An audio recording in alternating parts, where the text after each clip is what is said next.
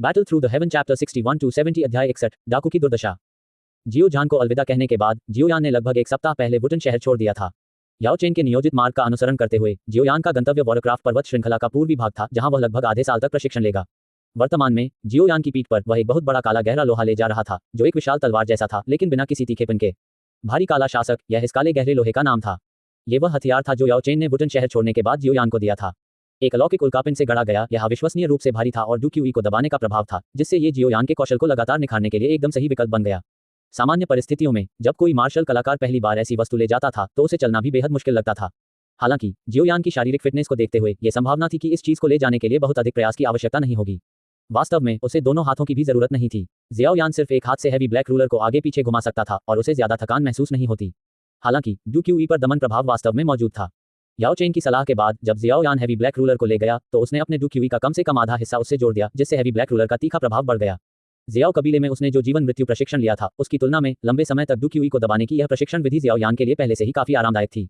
इस मुद्दे के विपरीत चलने के इस सप्ताह के दौरान जियो यान को एक निराशाजनक स्थिति का सामना करना पड़ा। बहुत सारे डाकू उसका रास्ता रोक रहे थे।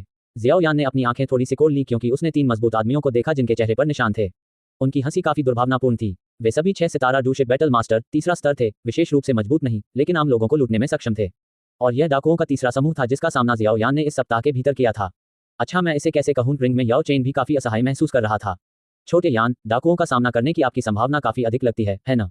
आज जियो यान ने एक हल्की आह भरी और तीनों आदमियों की तरफ देखा।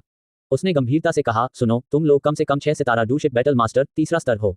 तुम आसानी से भाड़े के सैनिकों के रूप में काम पा सकते हो। निर्दोष यात्रियों को लूटने का सहारा क्यों लेते हो? हम्फ, छोटे बदमाश, तुम कितनी आसानी से बात कर रहे हो। गंजे नेता ने थूका और जियो यान को घूर कर देखा। भाड़े का सिपाही होने के लिए जान जोखिम में डालनी पड़ती है और रिटर्न स्थिर नहीं होता। दूसरी ओर आम लोगों को लूटने से न केवल जल्दी पैसा मिलता है बल्कि यह सुरक्षित भी है। हमें ऐसा क्यों नहीं करना चाहिए? जियो यान चुप हो गया। डाकुओं के 3 समूहों की प्रतिक्रियाएं बिल्कुल एक जैसी थीं, जिनका उसने सामना किया था। वे सभी कायर हैं जो अपने जीवन को संजोते हैं और मृत्यु से डरते हैं, बिना किसी खतरे का सामना किए पुरस्कार प्राप्त करना चाहते हैं। उन्होंने अपनी ताकत उन लोगों के खिलाफ निर्देशित की जो आम लोगों का विरोध नहीं कर सकते थे। वास्तव में घृणित। हालांकि ऐसे लोगों का सामना करने पर भी जियो यान का पहला विचार सीधे हमला करके उन्हें मार डालने का नहीं था। अगर वह ऐसे तरीकों का सहारा लेता तो वह जंगल के कानून में विश्वास करने वालों से अलग नहीं होता। इस तरह की हरकतें न केवल दूसरों को जंगल के कानून से घृणा करने के लिए मजबूर करेंगी, बल्कि वास्तव में अधिक मान्यता प्राप्त करेंगी। क्या तुम रुक सकते हो? डकैती गलत है। अगर आपको पैसे चाहिए तो आपको इसे वैध तरीकों से कमाना चाहिए। दूसरों की मेहनत का फल हड़पने के लिए बल का इस्तेमाल नहीं करना चाहिए। जियो यान ने तीनों लोगों की तरफ देखा और शांति से चेतावनी दी, लेकिन तीनों लोगों ने जियो यान की बातों को पूरी तरह से नजरअंदाज कर दिया। उन्होंने अपनी छुरी उस पर तान दी और कठोर शब्दों में बोले, बकवास बंद करो। कमजोर को कमजोर की तरह ही व्यवहार करना चाहिए। अपना पैसा आज्ञाकारी तरीके से सौंप दो। तीनों लोगों की प्रतिक्रिया बिल्कुल वैसी ही थी जैसी जियो यान ने उम्मीद की थी, ये देखते हुए कि डाकुओं के 2 समूहों ने भी इसी तरह की प्रतिक्रिया की थी। वास्तव में ऐसा लगता है कि इस तरह के लोगों के साथ तर्क काम नहीं करेगा। जियो यान ने निराशा के साथ गहरी सांस ली। पिछले हफ्ते डाकुओं के इन 3 समूहों का सामना करने से उसे कुछ गहरा एहसास हुआ। जो लोग जन्म से ही जंगल के कानून की अवधारणा से प्रभावित होते हैं, वे तर्क नहीं सुनेंगे। खास तौर पर उन परिस्थितियों में जब वे खुद से कमजोर व्यक्तियों का सामना करते हैं। कमजोर लोगों की बातें उन्हें बंदरों की कर्कश आवाज की तरह लगती हैं और नियम निरर्थक लगते हैं। वास्तव में सही रास्ते पर चलने और धार्मिकता की वकालत करने की तुलना में यह बहुत ज्यादा परेशानी भरा था। कोई दूसरा विकल्प नहीं, मुझे पहले की तरह ही अंतिम विधि का सहारा लेना होगा। जियो यान ने अपनी मुट्ठी भींच ली, उसकी आंखों में अनिच्छा साफ झलक रही थी। अगर संभव हो तो वह ऐसी समस्याओं को हल करने के लिए बल का इस्तेमाल नहीं करना चाहता था। जियो यान को लड़ाई के लिए तैयार होते देखकर तीनों आदमी पहले तो हैरान दिखे, फिर जोर से हंस पड़े। हा, तुम एक 2 सितारा डूशिप बैटल मास्टर तीसरा स्तर सोचते हो कि तुम हमारे जैसे 3-6 सितारा डूशिप बैटल मास्टर तीसरा स्तर का विरोध कर सकते हो? हम दयालुता से तुम्हारी जान बख्शने पर विचार कर रहे थे, लेकिन जब से तुम विरोध करना चाहते हो तो खुद को दोष दो टिल्ड। अपने अगले जीवन में बेहतर याददाश्त रखना याद रखो। कमजोरों को आज्ञाकारी होकर जमीन पर लेट जाना चाहिए और बस हमारी चापलूसी करनी चाहिए। तीनों डाकुओं की बेबाक नकल सुनकर उनके शब्दों में जंगल के कानून का वाक्य टपक रहा था। जियो यान की अभिव्यक्ति और भी ठंडी होती गई। अंदर ही अंदर उसे राहत की एक बड़ी भावना महसूस हुई। सौभाग्य से मैं दुनिया का अनुभव करने के लिए बाहर आया। जियो यान के शब्द बर्फीले और उदासीन थे क्योंकि वह तीनों आदमियों को घूर रहा था। नहीं तो मुझे कभी पता नहीं चलता कि इस दुनिया में इतने सारे लोग हैं जो उद्धार से परे हैं।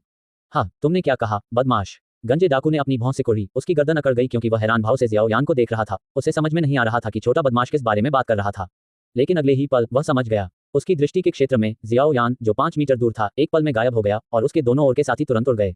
इससे पहले कि गंजा डाकू कुछ समझ पाता, एक हाथ ने उसकी गर्दन को कसकर पकड़ लिया और उसे जोर से जमीन पर गिरा दिया। अगले ही पल गंजे डाकू की नजर जियो यान के बेहद ठंडे चेहरे पर पड़ी।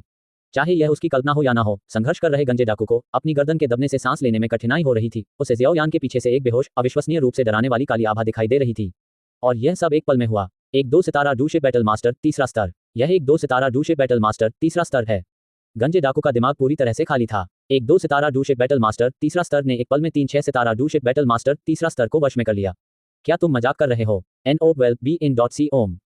जैसे ही उसे संदेह होने लगा कि क्या वह सपना देख रहा है, उसने देखा कि हाथ अभी भी उसकी गर्दन को पकड़े हुए है, जबकि दूसरा हाथ मुट्ठी में बंधा हुआ है। जियाओ यान की काली आंखों में एक लाल रंग की रोशनी चमक उठी। उस पल गंजे डाकू के पूरे शरीर में ठंडक फैल गई। वह गहराई से जानता था कि उस लाल रंग की रोशनी का क्या मतलब है। यह हत्या के इरादे की एक बेबाक, हड्डी दर्द वाली आभा थी। डर ने तुरंत गंजे डाकू के दिल को भर दिया। क्यों? इस बदमाश में हत्या के इरादे का इतना स्तर क्यों था? हत्या के इरादे का ये स्तर मैंने कई उच्च रैंकिंग वाले डू-शिप बैटल मास्टर तीसरा स्तर में जो देखा है, उससे भी अधिक है। ये बदमाश किस तरह का राक्षस है? मैं आत्मसमर्पण करता हूं, मैं गलत था। गर्दन दबाए जाने के कारण बोलने में संघर्ष कर रहे गंजे डाकू ने बड़ी मुश्किल से दया की भीख मांगी।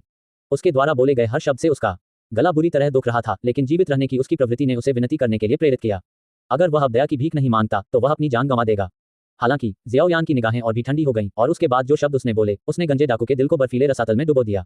अब बहुत देर हो चुकी है। इसके तुरंत बाद गंजे डाकू की तेजी से सिकुड़ती पुतलियों में जियाओ यान की मुट्ठी बड़ी और बड़ी होती गई। फिर जंगल की गहराई में अकल्पनीय निराशा की चीख गूंजी, जो बिना रुके लंबे समय तक बनी रही। अध्याय 62 सजा। कुछ मिनट बाद जियाओ यान धीरे से उठा और अपनी जेब से रुमाल निकाला। उसने अपनी मुट्ठियों से खून पोंछा, जमीन पर बेसुध पड़े गंजे डाकू पर ठंडी नजर डाली। डाकू के मुंह के कई दांत गायब थे और उसके चेहरे के 7 छिद्रों से खून बह रहा था। वह बेहोश हो चुका था, सिर्फ उसका शरीर अनैच्छिक रूप से हिल रहा था। खैर, वह जिस दयनीय स्थिति में था, उसके बावजूद कम से कम उसकी सांस तो चल रही थी। जियाओ यान का इरादा उन्हें मारना नहीं था, बल्कि इन डाकुओं को सजा देना था। कम से कम अभी के लिए। अगर अनुनय किसी को सही रास्ते पर वापस ला सकता था, तो वह शब्दों का इस्तेमाल करता। अगर शब्द उन्हें प्रभावित करने में विफल रहे, तो वह बल का सहारा लेता। हालांकि यह वह तरीका था जिसे जियाओ यान कम से कम इस्तेमाल करना चाहता था। इसका मतलब था कि अपनी धार्मिक मान्यताओं का पालन करने के बावजूद मुद्दों को हल करने का साधन अभी भी योग्यतम के जीवित रहने के सिद्धांत पर निर्भर था, जिसे वह तुच्छ समझता था। इस बीच उसकी अंगूठी के अंदर की गोली थोड़ी सिकुड़ गई, जिससे उसे लगा कि काली आभा धीरे धीरे जियाओ यान के शरीर से हट रही है। फिर से ऐसा नहीं हुआ। जब से जियाओ यान को जियालाई परिवार द्वारा जियाओ यू के असफल अपहरण के बारे में पता चला, उसके पीछे वही काली आभा उभरी जो नकारात्मक भावनाओं के एकत्रीकरण से बनी थी। याओ चेन इसे समझ नहीं पाए। नकारात्मक भावनाओं का वह स्तर जो आत्मा में घुसपैठ कर सकता था, वह उसके समान स्तर के लोगों के लिए भी असंभव था। याओ चेन, जो केवल एक पर्यवेक्षक थी, उस काली आभा का सामना करने पर उसके दिल में ठंडक महसूस हुई। इसे सीधे शब्दों में कहें तो भले ही वह अभी भी जीवित होती, अगर उसकी आत्मा इस हद तक नकारात्मक भावनाओं से संक्रमित होती तो पागल हो जाती। लेकिन जियाओ यान ने ऐसा नहीं किया। जब काली आभा प्रकट हुई, तब भी उसके पास तर्कसंगतता का एक निश्चित स्तर बना रहा। याओ चेन को सबसे ज्यादा हैरानी इस बात की थी कि यह नकारात्मक भावना तभी प्रकट होती है जब जियाओ यान निर्दयी कार्रवाई करने के लिए दृढ़ संकल्पित होता है, और घटना के तुरंत बाद ये गायब हो जाती है और इसके अस्तित्व का कोई निशान नहीं रह जाता। जियाओ यान की अपनी आत्मा हमेशा की तरह शुद्ध और बेदाग लग रही थी, मानो काली आभा कभी अस्तित्व में ही न रही हो। मुझे इसे ध्यान से अध्ययन करने के लिए कुछ समय निकालना होगा, याओ चेन ने अपने मन में सोचते हुए अपनी भौहें सिकोड़ लीं। अब तक ऐसा लग रहा था कि जियाओ यान पर इसका कोई असर नहीं हुआ है, और उसे उम्मीद भी थी कि जियाओ यान इस निर्णायक और दृढ़ चरित्र को बनाए रख सकता है। हालांकि काली आभा में निहित नकारात्मक भावनाएं बहुत तीव्र थीं, इतनी तीव्र कि याओ चेन उन्हें अनदेखा नहीं कर सकता था। अभी के लिए सब कुछ ठीक था, लेकिन इस बात की कोई गारंटी नहीं थी कि भविष्य में भी ऐसा ही रहेगा। इस विचार को ध्यान में रखते हुए जियाओ यान ने अपने हाथ में खून से सने रुमाल को देखा। उसकी काली आंखों में थोड़ी घृणा झलक रही थी। क्या वास्तव में इस दुनिया में संवाद करने का यही एकमात्र तरीका है? जियाओ यान ने रुमाल को वापस अपने स्टोरेज रिंग में रख दिया, जिसमें अभी भी कई अन्य खून से सने रुमाल थे। ये उसके सबूत थे, जंगल के कानून के माध्यम से संघर्षों को हल करने का सबूत, जहां कमजोर लोगों को मजबूत लोगों द्वारा शिकार बनाया जाता था। जियाओ यान डर गया, वास्तव में डर गया। उसे डर था कि अपनी यात्रा के दौरान वह अपने स्वयं के धार्मिक मार्ग को पूर्ण करने में विफल हो जाएगा और धीरे धीरे कमजोर लोगों पर हावी होने वाले मजबूत लोगों के मार्ग की ओर बढ़ जाएगा। हर रात जब वह आराम करता, तो जियाओ यान उन खून से सने रुमालों को निकालता और उन्हें ध्यान से देखता, उन्हें खुद को याद दिलाने के लिए इस्तेमाल करता कि वह अपने मूल इरादों को कभी न भूले। लेकिन अभी के लिए ध्यान देने के लिए दूसरे मामले थे। जियाओ यान ने अपने नीचे बमुश्किल होश में पड़े गंजे डाकू को देखा और फिर अपनी नजर जमीन पर बेसुध पड़े 2 अन्य डाकुओं की ओर घुमाई, जिन्हें उसने शुरू से ही धक्का दिया था और तब से वे हिले नहीं थे। उसने ठंडी आवाज में कहा, अगर तुम अभी नहीं उठे, तो तुम दोनों में से कोई भी फिर कभी नहीं उठ पाएगा। जैसे ही जियाओ यान के ठंडे शब्द निकले, दोनों बेहोश दिखने वाले डाकू तुरंत उछल पड़े, जियाओ यान को डर से देखते हुए और बार बार अपना सिर हिलाते हुए। हमें छोड़ दो, हमें छोड़ दो, हम अब ऐसा करने की हिम्मत नहीं करेंगे। जियाओ यान ने एक भान उठाए, उसकी आंखों में ठंडक का एक संकेत दिखाई दिया। पिछले डाकुओं से उसका सामना हुआ था, उन्होंने भी उन्हें हराने के बाद यही बात कही थी। हालांकि जियाओ यान ने राहत की सांस ली और हल्के से अपनी उंगली से उन 2 आदमियों को इशारा किया। यहाँ आओ। दोनों डाकुओं के चेहरे डर से भरे हुए थे, लेकिन उन्होंने कुछ ही पल पहले जियाओ यान की गति देखी थी। उनके पास भागने का कोई रास्ता नहीं था। क्या हमने बहुत पाप किए हैं? हमने वास्तव में इस राक्षस का सामना किया है। चूंकि वे भाग नहीं सकते थे, इसलिए दोनों व्यक्ति केवल डरते डरते जियाओ यान के पास जा सकते थे, अपना सिर नीचे करके और जियाओ यान पर भयभीत नजरें चुराते हुए, जो उनसे भी छोटा था। वे कांप उठे और झिझकते हुए पूछा, सर, आपका क्या आदेश है? अपनी स्टोरेज रिंग और अपना सारा सामान सौंप दो, जियाओ यान ने ठंडे स्वर में कहा। उसके शब्द धमकियों से भरे हुए थे। अगर तुमने एक भी चीज रखने की हिम्मत की, तो तुम यहाँ से जिंदा नहीं निकल पाओगे। जियाओ यान के शब्दों ने दोनों व्यक्तियों को कांप दिया और उनके दिलों में असीम दुख की भावना महसूस हुई। वे हमेशा से दूसरों को लूटते रहे थे, लेकिन आज वे ही लूटे जा रहे थे। इस समय उन दोनों को आखिरकार उन लोगों की भावनाएं समझ में आई जिन्हें उन्होंने लूटा था। NO12BIN.C ओम। फिर दोनों व्यक्तियों ने अपना सारा सामान सौंप दिया। वे उन्हें सीधे जियाओ यान को देना चाहते थे, लेकिन उसने अपने बगल में जमीन की ओर इशारा किया। सामान वहां रख दो और मुझे स्टोरेज रिंग दे दो। जियाओयान के निर्देशों के अनुसार दोनों व्यक्ति केवल अनुपालन कर सकते थे। अपने शरीर की तलाशी लेने और सब कुछ इकट्ठा करने के बाद जियाओयान नीचे बैठ गया और जमीन पर पड़े गंजे डाकू के कपड़ों को खंगालना शुरू कर दिया। उसने ये सुनिश्चित करने के लिए अपनी पैंट भी उतार दी कि कोई छिपा हुआ खजाना तो नहीं है। ये पुष्टि करने के बाद कि कुछ भी नहीं बचा है, वह खड़ा हो गया। अपने हाथ में स्टोरेज रिंग को देखते हुए जियाओयान ने अपनी भौहें सिकुड़ी और दोनों व्यक्तियों को घूरते हुए उनसे सवाल किया। केवल यही एक? हाँ हाँ हाँ, वास्तव में केवल वही एक है। दोनों व्यक्ति धीमी प्रतिक्रिया देने के डर से बार बार सिर हिलाते रहे। इस बीच वे मन ही मन खुद को कोसते रहे। वे केवल डाकुओं का एक समूह थे जिनके पास डू फाइटर की ताकत भी नहीं थी। वे केवल इस पहाड़ी सड़क पर लूटने की हिम्मत कर सकते थे। उनके पास जो स्टोरेज रिंग थी वह एक भाग्यशाली डकैती से प्राप्त हुई थी और उनका अधिकांश सामान उसके अंदर संग्रहित था। उनका जवाब मिलने के बाद जियाओयान ने अपना सिर नीचे किया और अपने हाथ में स्टोरेज रिंग की जांच की। उसने उपचार की दवा की 2 बोतलें निकाली और उन्हें 2 डाकुओं की ओर फेंक दिया, फिर जमीन पर पड़े गंजे आदमी की ओर इशारा किया। उसे दवा पिलाओ और जगाओ, मैं यहाँ इंतजार करूंगा। प्रश्नवाचक चिन्ह प्रश्नवाचक चिन्ह प्रश्नवाचक चिन्ह। जियाओयान की हरकतों ने दोनों आदमियों के दिमाग में सवालिया निशान पैदा कर दिए। क्या सामान्य कार्यवाही यह नहीं होनी चाहिए कि सामान ले लिया जाए और चले जाएं? और इतनी निर्दयता दिखाने के बाद तुम उपचार की दवा की 2 बोतलें क्यों छोड़ोगे? अपनी शंकाओं के बावजूद दोनों व्यक्तियों ने जियोयान के आदेशों का पालन किया। जियोयान धैर्यपूर्वक प्रतीक्षा करते हुए वहीं खड़ा रहा। जब दोनों व्यक्तियों ने गंजे डाकू को दवा दी और उसे जगाने में कामयाब हुए तब तक कई मिनट बीत चुके थे। गंजा डाकू दर्द से कराहते हुए उठ बैठा और जब उसे याद आया कि कुछ क्षण पहले क्या हुआ था तो उसने सहज रूप से एक श्राप दिया। लानत है, आज हम मुसीबत में पड़ गए। इससे पहले कि वह अपनी बात पूरी कर पाता, गंजा डाकू अचानक से जम गया। उसने अपने सामने पैंट को देखा जो जानी पहचानी लग रही थी, फिर धीरे से अपनी नजर उठाई और उसे जियोयान का चेहरा दिखाई दिया जिसे वह एक राक्षस का चेहरा समझ रहा था। हे भगवान, ये राक्षस अभी तक नहीं गया है। गंजे डाकू का शरीर लगातार कांपने लगा, उसका दिल जोर जोर से धड़कने लगा। जो दर्द अभी अभी कम हुआ था वह एक बार फिर से तेज हो गया और उसका दिमाग अस्त व्यस्त हो गया। सामान्य तौर पर उसे पहले ही नहीं चले जाना चाहिए था। ये राक्षस मुझे क्यों नहीं मार रहा है और इसके बजाय यहाँ इंतजार कर रहा है? तुम जाग रहे हो। जियाओयान ने अपना सिर थोड़ा झुकाया, गंजे डाकू के सामने स्टोरेज रिंग पेश की। उसने तुरंत पहचान लिया कि यह उसकी है। अधिक सटीक रूप से ये वही थी जिसे उसने पहले एक राहगीर से लूटा था। सर गंजा डाकू तुरंत घुटनों के बल बैठ गया, जियाओयान से विनती करते हुए, सब कुछ ले लो, सब कुछ ले लो, मैं केवल अपनी जान की भीख मांगता हूँ। मेरी एक बूढ़ी माँ और 3 साल का बच्चा है। अरे, तुम्हारी अभी भी एक बूढ़ी माँ और 3 साल का बच्चा है। जियाओयान ने गंजे डाकू को ठंडे अंदाज में देखते हुए व्यंग्य किया। लेकिन क्या तुमने कभी उन आम लोगों के बारे में सोचा है जिन्हें तुमने लूटा था? वे बिल्कुल तुम्हारे जैसे ही हैं। गंजा डाकू तुरंत घुट गया, लेकिन जियाओयान ने अब उस पर कोई ध्यान नहीं दिया। उसने स्टोरेज रिंग से एक टॉर्च और टिंडर बॉक्स लिया और उन्हें जला दिया। तीनों डाकुओं की चकित निगाहों के सामने उसने उन्हें सीधे उन सामानों के ढेर पर फेंक दिया जो उन्होंने जमीन पर रखे थे। इस दृश्य ने तीनों पुरुषों के दिमाग को अस्थायी रूप से खराब कर दिया। सर, आप क्या कर रहे हैं? गंजा डाकू जलते हुए सामानों को देखता रहा, उसका दिल खून से लथपथ था। ये उसके मेहनत से कमाए हुए पैसे थे। नहीं, मुझे तुम्हारे द्वारा लूटा जाना स्वीकार है, लेकिन तुम इसे क्यों जला रहे हो? ये देखकर कि गंजा डाकू क्या सोच रहा था, जियाओयान ने शांति से कहा, मुझे अपने जैसा मत समझो। जैसे ही उसने कहा, जियाओयान ने स्टोरेज रिंग को जमीन पर फेंक दिया। एक हाथ से उसने धीरे से अपनी पीठ पर भारी ब्लैक हैवी रूलर को पकड़ा और उसे हटा दिया। गंजे डाकू की चकित निगाहों में उसने इसे स्टोरेज रिंग पर निशाना बनाया और ठंडे स्वर में घोषणा की, ये तुम्हारी सजा है। धमाका। जैसे ही जियाओयान ने अपनी पकड़ छोड़ी, भारी ब्लैक हैवी रूलर जोर से जमीन पर जा गिरा और मिट्टी में गहराई तक धंस गया और तीनों डाकुओं के दिल स्टोरेज रिंग के साथ साथ टूट गए। अध्याय 63, निराशा। तीनों डाकू टूटे हुए जेड रिंग को देखकर दिल टूट गए। हमारी मेहनत की कमाई और खून पसीना एक कर दिया। हवा हो या बारिश, दिन हो या रात, इस सड़क किनारे की जगह पर ठंड और गर्मी को सहते हुए उन्होंने जो कुछ भी अपने प्रयासों से जमा किया था वह इस समय धूल में बदल गया। ये बहुत ज्यादा है। जब तीनों लोग आंसुओं के कगार पर थे तो जियोयान ने शांति से भारी काले शासक को वापस ले लिया और उन्हें ठंडे दिमाग से देखा। इस तरह के लोग भी लूटे गए लोगों की भावनाओं को समझ सकते हैं। यह उनके लिए छुटकारे का मौका था। लोगों को लूटना बंद करो। अगर तुम्हें पैसे चाहिए तो जाओ और कोई वैध नौकरी ढूंढो। जियोयान ने तीनों लोगों को पीछे छोड़ते हुए एक शांत टिप्पणी की, मुझे मारने के लिए मजबूर मत करो। भारी काले शासक को अपनी पीठ पर उठाए हुए जियोयान आगे बढ़ गया, जबकि उसकी अंगूठी में डूबती हुई भावना उसके दिल पर भारी पड़ रही थी। छोटे यान, तुम ये काम करते करते कभी थकते नहीं हो, है ना? जियाओयान ने पहले भी डाकुओं के 2 समूहों से इसी तरह निपटा था। पहले वह उनमें से एक को क्रूर दंड देता, फिर उनके सामने उनकी सारी संपत्ति नष्ट कर देता और अंत में उन्हें चेतावनी देकर छोड़ देता। हालांकि जियाओयान को यह तरीका पसंद नहीं था, लेकिन फिलहाल वह उन्हें सही रास्ते पर वापस लाने के लिए यही एकमात्र तरीका सोच सकता था। नवंबर LBJNN। यह आखिरी बार है, जियाओयान ने शांत स्वर में कहा। अगर यह इस बार काम नहीं करता है तो इसका मतलब है कि मेरे तरीके में महत्वपूर्ण समस्याएं हैं। कम से कम ज्यादातर लोगों को इस तरीके से छुड़ाया नहीं जा सकेगा। उस स्थिति में मैं कोई दूसरा तरीका ढूंढ लूंगा। इसके साथ ही जियाओयान ने पीछे मुड़कर देखा और पुष्टि की कि सब कुछ ठीक है। फिर वह पास के जंगल में चला गया, चारों ओर चक्कर लगाया और जल्दी से तीनों डाकुओं के स्थान पर वापस आ गया। जियाओयान ने जंगल में अपना चेहरा छिपा लिया। उसकी काली आंखें तीनों आदमियों पर टिकी हुई थीं, जो गहरी प्रत्याशा से भरी हुई थीं। कृपया आप तीनों, जियाओयान के दिल ने विनती की। उसके चेहरे पर अंधेरे की हल्की सी झलक दिखाई दी। मुझे फिर से निराश मत करना।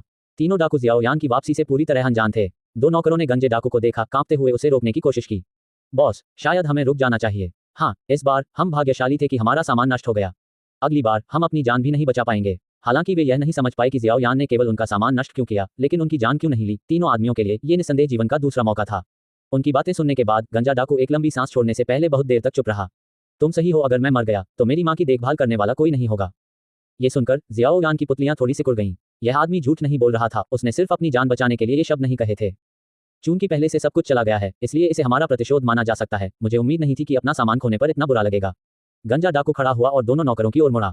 चलो वापस चलते हैं और एक अच्छी नौकरी ढूंढते हैं। हाँ, दोनों डाकुओं ने सहमति में सिर हिलाया। जंगल में छिपे हुए जियाओ यान ने यह दृश्य देखा और उसके चेहरे पर एक खुशी का भाव दिखाई दिया। इस हफ्ते जियाओ यान ने जिन 3 डाकुओं के समूहों का सामना किया था, उनमें से ये 3 ही ऐसे थे जिन्हें उसने सफलतापूर्वक प्रभावित किया था। वरिष्ठ याओ, ये काम कर गया। हालांकि जियाओ यान को उसके द्वारा इस्तेमाल किए गए तरीके पसंद नहीं थे, लेकिन इन 3 डाकुओं ने निस्संदेह ये साबित कर दिया था कि डकैती करके जीवनयापन करने वाले लोग भी सही रास्ते पर वापस आ सकते हैं। हालांकि जियाओ यान उत्साहित था, याओ चेन चुप रहा। मेरे शिष्य, तुम अभी बहुत छोटे हो। किसी व्यक्ति के विचारों और आदतों को सिर्फ कुछ शब्दों से आसानी से नहीं बदला जा सकता। जैसे ही जियाओ यान खुशी में डूबा हुआ था, दूर से एक हलचल आई। उसने बगल से देखा और सड़क के अंत से एक गाड़ी आती हुई देखी। जियाओ यान ने पहचाना कि यह एक गाड़ी थी जो नियमित रूप से 2 शहरों के बीच यात्रा करती थी और बिना ज्यादा शक्ति के आम लोगों को ले जाती थी। उसी पल जियाओ यान के दिल में एक अशुभ पूर्वाभास फैलने लगा। उसने अचानक अपना सिर हिलाया। उसकी नजर उन 3 डाकुओं पर टिकी हुई थी जिन्होंने डकैती की अपनी जिंदगी छोड़ने का फैसला किया था। जियाओ यान ने अपनी सांस भी रोक ली। गाड़ी को देखकर तीनों डाकुओं ने एक दूसरे को देखा, फिर सड़क के किनारे चले गए ताकि गाड़ी उनके आगे निकल जाए। जियाओ यान को बहुत खुशी हुई। बहुत बढ़िया। इस दृश्य ने जियाओ यान को लगभग खुशी से उछलने पर मजबूर कर दिया। जियाओ यान को लगा कि उसने धर्म के मार्ग पर एक बड़ा कदम आगे बढ़ा दिया है। अगर इन लोगों को भी मुक्ति मिल सकती है, तो निश्चित रूप से दूसरों को भी मिल सकती है। जियो यान के लिए अगला कदम उन्हें उन सिद्धांतों के बारे में समझाना था जो उसने एक बार जियो कबीले के सदस्यों को बताए थे। उन्हें उनके द्वारा किए गए बुरे कामों को गहराई से समझाते हुए और उन्हें पूरे दिल से सुधार करने और ईमानदारी के साथ नए सिरे से शुरुआत करने का आग्रह करते हुए। ये 3 व्यक्ति उसके धार्मिक मार्ग की आधारशिला थे। इस बात को ध्यान में रखते हुए जियोयान जंगल से बाहर निकलने और अपनी योजना को अमल में लाने वाला था। हालांकि गंजे डाकू की अचानक टिप्पणी ने जियोयान को वहीं रोक दिया। क्यों ना हम इसे आखिरी बार करें? विस्मयादिबोधक चिन्ह, विस्मयादिबोधक चिन्ह, विस्मयादिबोधक चिन्ह, विस्मयादिबोधक चिन्ह, विस्मयादिबोधक चिन्ह। इन शब्दों ने जियोयान की बढ़ती हुई आत्मा को तुरंत चकनाचूर कर दिया, उसे रसातल में डुबो दिया। उसका दिल धीरे धीरे ठंडा होता गया। जियाओयान ने उन 3 आदमियों की ओर देखा जो गाड़ी को रोकने के लिए आगे बढ़े थे, जो पहले ही कुछ दूरी तक जा चुकी थी। उसकी मुट्ठियां कसकर बंद हो गई थीं और उसके कंधे बेकाबू होकर कांप रहे थे। क्यों? वे पहले ही वापस आ चुके थे, उन्हें वापस क्यों जाना पड़ा? आखिरी बार कैसे हो सकता है? धर्मी मार्ग कल तक इंतजार नहीं कर सकता, आज ही होना चाहिए। हमें आज ही धर्मी मार्ग को अपनाना चाहिए ताकि तुम कल भी जारी रख सको। तुम समझ क्यों नहीं रहे? याओ चेन ने अपनी भौं को थोड़ा सिकोड़ा। जियाओयान से फिर से उभरती हुई काली आभा को महसूस किया। उसका दिल डूब गया। वास्तव में यह एक बार फिर प्रकट हुई है। बुतान शहर से दूर रहने के दौरान याओ चेन इस काली आभा के बार बार प्रकट होने पर बारीकी से ध्यान दे रहा था, इसे समझने की कोशिश कर रहा था। याओ चेन ने पाया कि हर बार जब काली आभा दिखाई देती थी तो जियाओयान को उन डाकुओं के प्रति अत्यधिक निराशा होती थी। और शायद ये निराशा काली आभा के उभरने का कारण थी। जहां तक जियोयान की निराशा का सवाल है, याओ चेन ने इन दिनों के अनुभवों के माध्यम से एक मोटा ज्ञान प्राप्त कर लिया था। यह मानवता की घृणित प्रकृति थी। जागृति के ठीक बाद की अवधि के दौरान याओ चेन जियोयान से काफी हैरान था। क्या कोई व्यक्ति वास्तव में इस हद तक दोषरहित हो सकता है? क्या ऐसे धार्मिक कार्य और स्पष्ट विवेक वास्तव में एक युवा लड़के के पास हो सकते हैं? और इन दिनों के दौरान याओ चेन ने आखिरकार इस पहेली को सुलझा लिया। जियोयान दोषरहित नहीं था। उसने कुछ व्यक्तियों के प्रति नाराजगी, गुस्सा और घृणा भी महसूस की। हालांकि धार्मिक मार्ग पर चलने वाले व्यक्ति के रूप में उसका दृढ़ विश्वास था कि मानवता के लिए आशा है कि लोग पश्चाताप कर सकते हैं। इसलिए जब भी ये नकारात्मक भावनाएं उठती थीं, तो वह उन्हें बलपूर्वक दबा देता था। यही कारण था कि जियोयान हमेशा दूसरों के साथ यथासंभव सौम्य व्यवहार कर सकता था। लेकिन उन्हें दबाने का मतलब यह नहीं था कि वे गायब हो जाएंगी। वे नकारात्मक भावनाएं अभी भी मौजूद थीं, जियोयान के दिल में गहराई से छिपी हुई थीं। ये केवल तभी संभव था जब वह मानवता के घृणित पहलुओं से वास्तव में निराश महसूस करता था, तभी वे फिर से उभर कर सामने आते थे। ठीक वैसे ही जैसे अब अध्याय 64, धर्म का कठिन मार्ग। गाड़ी के अंदर एक लबादाधारी महिला ने गाड़ी के अचानक रुकने का अनुभव किया, जिसके बाद आगे कोसने की एक श्रृंखला आई। ये डकैती है, तुम्हारे पास जो कुछ भी है उसे सौंप दो। महिला ने भौहें सिकोड़ी और आगे देखने के लिए अपना सिर घुमाया, जहां उसने एक गंजा आदमी और 2 नौकरों को सड़क के बीच में खतरनाक तरीके से खड़े देखा। 6 सितारा डूशिक युद्ध मास्टर, 3रा स्तर। महिला ने तुरंत 3 व्यक्तियों की ताकत को पहचान लिया और कुछ हद तक असहाय महसूस करने से खुद को रोक नहीं पाई। उसने गाड़ी की सवारी करने का फैसला किया था क्योंकि वह शायद ही कभी अपने संप्रदाय से बाहर जाती थी और आराम करने के लिए कुछ समय बाहर बिताना चाहती थी। फिर भी वह इस स्थिति का सामना कर रही थी। केवल ये 3 ही डुहुआंग युद्ध सम्राट 7वां स्तर रैंक के एक साधक को लूटने की हिम्मत कर सकते थे। वे पूरे इतिहास में अकेले हैं। महिला जब इस तरह के विचार कर रही थी, तभी तीनों आदमी गाड़ी के पिछले हिस्से में पहुंच गए थे और अंदर बैठी महिला को घूर रहे थे। अरे, मैं तुमसे बात कर रहा हूँ, बहरा होने का नाटक मत करो। महिला ने गंजे लुटेरे की तरफ देखा जो चिल्ला रहा था। उसकी निगाहें उसके लबादे के नीचे शांत थीं। धीरे धीरे उसका जैद जैसा हाथ ऊपर उठा। चूंकि वे एक दूसरे से मिल चुके थे, इसलिए उसे उनका ख्याल रखना चाहिए। इसे कमजोर लोगों के लिए एक अच्छा काम मानना चाहिए। उसकी उंगलियों से धीरे धीरे एक हल्का हरा डुक्यू निकला। डुक्यू 3 कांटों में बढ़ गया, जो तीनों लुटेरों के माथे पर निशाना साध रहा था। बस एक कोमल स्पर्श से उनकी जान चुपचाप ली जा सकती थी। हालांकि जैसे ही महिला कुछ करने वाली थी, एक काली आकृति अचानक उसके चारों ओर से टकराई, जो उसके और तीनों लुटेरों के बीच खड़ी थी। महिला के हाथ में हरा डुक्यू चुपचाप पीछे हट गया और उसने अपनी खूबसूरत आंखें सिकोड़ ली इस वस्तु के अचानक प्रकट होने को देखते हुए। यह एक काली विशालकाय तलवार थी। महिला पुष्टि नहीं कर सकी क्योंकि यह तलवार जैसी थी, लेकिन इसमें कोई धार नहीं थी। सबसे अच्छा, इसे एक कुंद हथियार माना जा सकता है। ऐसी अजीब वस्तु को हथियार के रूप में कौन इस्तेमाल करेगा? इस समय एक आकृति तेजी से काली विशाल तलवार का पीछा करती हुई तीनों लुटेरों के सामने चमकती हुई आई। जैसे ही महिला ने युवा आकृति को देखा, उसकी आंखें आश्चर्य से चमक उठी। ये 2 सितारा डूशिप बैटल मास्टर तीसरा स्तर है। महिला ने अविश्वास से भरी हुई भौहें उठाईं। एक 2 सितारा डूशिप बैटल मास्टर तीसरा स्तर के पास इतनी गति नहीं हो सकती। यहाँ तक कि फाइटर रैंक पर एक डूशिप बैटल मास्टर तीसरा स्तर भी इतना तेज नहीं हो सकता। नवंबर LBJNN। क्या यह एक निश्चित शारीरिक गति युद्ध तकनीक है या यह एक पारिवारिक गुप्त तकनीक है? जबकि महिला अपने दिल में सोच रही थी, तीनों पुरुषों ने जिन्होंने युवा आकृति को अपने सामने आते देखा, उनके दिल दहल गए और उनके चेहरे सदमे से भर गए। ये युवक कोई और नहीं बल्कि जियाओ यान था, जो अभी अभी गया था। क्या तुम चले नहीं गए? गंजा लुटेरा जियाओ यान को देखते ही कांप उठा। उसका दिल तेजी से धड़क रहा था। उसे पछतावा हो रहा था कि उसने यह आखिरी काम क्यों किया। इस समय जियाओ यान का चेहरा रसातल की तरह काला पड़ गया था और उसकी काली पुतलियां लाल रंग की रोशनी से टिमटिमा रही थीं। इस बार लुटेरों की 2 लहरों की तुलना में जिसका उसने पहले सामना किया था, वह और भी निराश महसूस कर रहा था। इन तीनों का पश्चाताप करने का इरादा था, लेकिन उन्होंने उस पर अमल नहीं किया। लानत है, लानत है। जियाओ यान ने अपने दांत कस लिए और उसकी लाल नजर घृणा से भर गई। उनका पश्चाताप करने का इरादा था, तो उन्होंने ऐसा क्यों नहीं किया? क्या आपके लिए सही रास्ते पर चलना इतना मुश्किल है? क्या यह मौत से भी ज्यादा डरावना है? हो, जियाओ यान के चारों ओर काली आभा और भी मजबूत हो गई और उसके भीतर हत्या का इरादा अंतहीन रूप से बाहर निकलने लगा। हालांकि महिला काली आभा नहीं देख सकती थी, लेकिन उसने जियाओ यान से निकलने वाली खतरनाक आभा और मोटी डरावनी हत्या की मंशा को अच्छी तरह से महसूस किया। उसने तुरंत अपने डुक्यूई का इस्तेमाल सामने कांपते हुए गाड़ी चालक की रक्षा के लिए किया। अगर यह हत्या की मंशा आम लोगों को प्रभावित करती, तो यह उन्हें अंदर तक डराने के लिए पर्याप्त होती। 2 सितारा डूशिप युद्ध मास्टर तीसरा स्तर के पास इतनी जबरदस्त हत्या की मंशा कैसे हो सकती है? यहाँ तक कि महिला, जो डू हुआंग युद्ध सम्राट 7वें स्तर रैंक पर थी, हत्या की मंशा से हैरान थी। जहां तक तीनों लुटेरों का सवाल है, उनके पैर कमजोर हो गए और वे बेकाबू होकर कांपते हुए जमीन पर गिर पड़े। उनके पैरों के बीच का क्षेत्र गीला हो गया और वे डर से जियाओ यान को घूरने लगे। तीनों व्यक्तियों के मुश्किल से काम करने वाले दिमाग भी कुछ नहीं समझ पाए। उनके दांत किटकिटाने लगे और सहज रूप से वे माफी मांगने लगे। सॉरी, हम वाकई अब और हिम्मत नहीं करेंगे। साफ है, इस समय उन तीनों को अपने किए पर वाकई पछतावा था। वे ईमानदारी से पश्चाताप कर रहे थे, लेकिन बहुत देर हो चुकी थी। जियाओ यान समझ गया, वह पूरी तरह समझ गया। उनके जैसे लोग तब तक सच्चा पश्चाताप नहीं करते जब तक वे मौत के कगार पर न पहुंच जाएं। और एक बार जब वे उस घातक स्थिति से बच जाते, तो उनका पश्चाताप हवा में उड़ जाता। ये लोग स्वाभाविक रूप से धार्मिक मार्ग के विरोधी थे। वे अपने पूरे जीवन में कभी भी धार्मिक मार्ग पर नहीं चल सकते। जियाओ यान ने अपने दूसरे हाथ से भारी काले शासक को पकड़ लिया, जो जमीन में धंसा हुआ था। बिना किसी हिचकिचाहट या देरी के उसने इसे तीनों व्यक्तियों के सिर पर क्षैतिज रूप से घुमाया, जिससे उनके सिर टुकड़े टुकड़े हो गए। ये दृश्य देखकर रिंग के अंदर याओ चेन ने अपनी भौहों को कसकर सिकोड़ लिया, जिससे उसकी आंखों में गहरी चिंता झलक रही थी। उसके लिए क्रूरता का ये स्तर कुछ खास नहीं था, वह इससे भी ज्यादा क्रूर तरीकों की आदी थी। यहाँ महत्वपूर्ण मुद्दा यह था कि इस स्तर की क्रूरता जियाओ यान का इरादा नहीं थी। यह उस काली आभा से प्रेरित एक कार्य था, जिसने उसे तरकीन बना दिया, एक जानवर की प्रवृत्ति जैसा, ठीक वैसा ही जैसा कि वुतान शहर में जियाली परिवार पर आक्रमण करते समय हुआ था। लेकिन इस बार जियाओ यान को पूरी तरह से समझ में आ जाना चाहिए। धर्मी मार्ग पर चलने और धर्मी मार्ग की वकालत करने में बहुत अंतर है। गाड़ी पर बैठी महिला ने जियाओ यान की आकृति को देखते हुए अपनी सुंदर भौहों को कसकर सिकोड़ लिया। एक 2 सितारा डूशिप बैटल मास्टर तीसरा स्तर एक असाधारण रूप से भारी और अनोखी विशाल तलवार चला रहा था, जिसने एक ऐसा प्रहार किया जिसने 3-6 सितारा डूशिप बैटल मास्टर तीसरा स्तर के सिर को टुकड़ों में कुचल दिया। इसके अलावा महिला बता सकती थी कि जियाओ यान ने डुक्यूई या किसी गुप्त तकनीक का उपयोग नहीं किया था। ये केवल उसके भौतिक शरीर की शक्ति थी। अगर उसने इसे अपनी आंखों से नहीं देखा होता, तो वह कभी इस पर विश्वास नहीं करती। मूल रूप से ये सामान्य ज्ञान के विरुद्ध था। ऐसा कभी नहीं होना चाहिए, लेकिन अब यह अतार्किक घटना उसके सामने ही हो रही थी। ये युवक वास्तव में कौन था? जैसे ही महिला आश्चर्य और संदेह से भर गई, जियाओ यान के आवेगपूर्ण दिमाग ने धीरे धीरे स्पष्टता हासिल कर ली।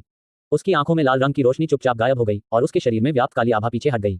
अपनी चेतना वापस पाकर जियाओ यान ने भारी काले शासक को मुट्ठी में जकड़ लिया। जमीन पर पड़ी 3 सिरहीन लाशों को देखते हुए उसके दिल में निराशा की भावना भर गई। मैं धर्म के मार्ग पर क्यों नहीं चल सकता? मुझे पता है कि तुम मेरी बात नहीं सुनोगे। तुम जंगल के कानून में ज्यादा विश्वास करते हो, लेकिन मैंने फिर भी ऐसा किया। मैंने अपनी ताकत का इस्तेमाल करके तुम्हारी आंखों के सामने तुम्हारे पास मौजूद हर चीज को नष्ट कर दिया। मैंने अपनी ताकत का इस्तेमाल करके तुम्हें मेरा विरोध करने में पूरी तरह से असमर्थ बना दिया, ताकि तुम मेरी बातों का खंडन करने में असमर्थ हो जाओ। क्या ये सजाएं पर्याप्त नहीं हैं? जियाओ यान ने भारी काले शासक को जबरदस्ती जमीन में गाड़ दिया। 3 सिरहीन लाशों को देखते हुए उसकी आंखें भविष्य के लिए निराशा से भरी हुई थीं। तुम, वे सभी जो जंगल के कानून का पालन करते हैं। इससे पहले कि आप योग्यतम की उत्तरजीविता की अवधारणा को त्याग कर धर्मी मार्ग पर चलने के लिए तैयार हों, आप मुझसे क्या चाहते हैं? क्या आपके लिए इस धर्मी मार्ग पर चलना वाकई इतना कठिन है? जियो यान, एक 16 वर्षीय युवा जो जोश से भरा हुआ था, अपने स्वयं के धर्मी मार्ग को बढ़ावा देना चाहता था। घर से दूर यात्रा करने के सिर्फ 1 हफ्ते बाद उसने गहराई से अनुभव किया कि खो जाने का क्या मतलब होता है। अध्याय 65 प्रार्थना। याओ चेन ने जियाओ यान के दिल में भ्रम को गहराई से महसूस किया, लेकिन चुप रहा, एक भी शब्द नहीं बोला। जिस क्षण से जियाओ यान ने प्रशिक्षण के लिए बाहर जाने का फैसला किया, याओ चेन को पता था कि ये दिन जल्द या बाद में आएगा। जियाओ यान गहराई से समझ गया कि धर्मी मार्ग पर चलने की असली कठिनाई उसके भीतर नहीं, बल्कि दूसरों में है। हमेशा कुछ ऐसे लोग होंगे जिनके साथ तर्क नहीं किया जा सकता है, और हिंसा का सहारा लेने से केवल समस्याएं पैदा करने वाले व्यक्तियों का समाधान होता है, लेकिन खुद समस्याएं नहीं। जियाओ यान ने जमीन पर 3 सिरहीन लाशों को बेजान होकर देखा और फिर अपना सिर घुमाया और गाड़ी पर बैठी महिला और कोचमैन को शांति से देखा। महिला जियाओ यान की निगाहों से अप्रभावित रही, जबकि कोचमैन ने डर से भरा चेहरा दिखाया। उसका शरीर अनजाने में सिकुड़ गया। वह एक साधारण आम आदमी था जिसने कभी ऐसा खूनी और क्रूर दृश्य नहीं देखा था। भले ही जिस व्यक्ति का ऐसा हश्र हुआ, वह एक डाकू था जिसने उसे लूटा था, लेकिन कोचमैन अपने दिल की गहराई में जियाओ यान के प्रति घृणा की भावना महसूस करने से खुद को नहीं रोक सका। यह जियाओ यान के व्यक्तित्व के प्रति नहीं था, बल्कि जियाओ यान के कार्यों के प्रति सहज भय था। जैसे ही उसने भयभीत कोचमैन को देखा, जियाओ यान की आंखों में रोशनी की एक झलक दिखाई दी। उसने अपना सिर नीचे कर लिया और खून से लथपथ जमीन में धन से भारी काले शासक को घूरने लगा। उसकी भौहें सिकुड़ गईं और धीरे धीरे उसका साफ दिमाग उसके दिल में चुपचाप प्रतिबिंबित होने लगा। क्या वह धार्मिक मार्ग जो कमजोर को भयभीत करता है, अभी भी धार्मिक माना जाता है? जियाओ यान ने धीरे से अपना सिर उठाया, कोचमैन की आंखों में डर को देखते हुए, और उसके आंतरिक विचार गंभीर हो गए।